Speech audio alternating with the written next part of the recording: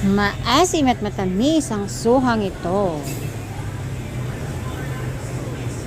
Ayan, magmumukbang tayo ng suha. Akala ko talaga maasim lang siya, pero may asim at tamis siyang lasa.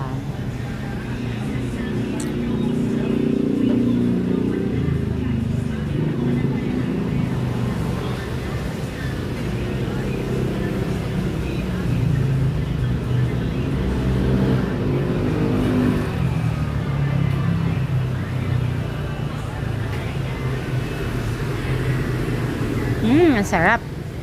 Maasim at matamis.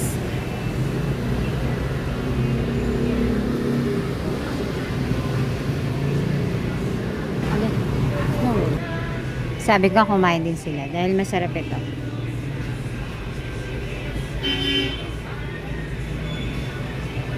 Para maniwala sila na matamis at maasim na. Ayan, sarap. Panglaban.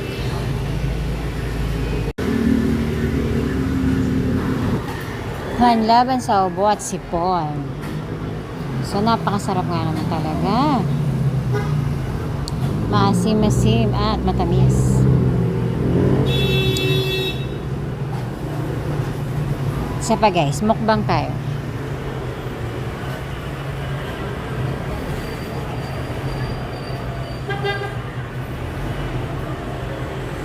At ayan nga ang ating mukbang suha.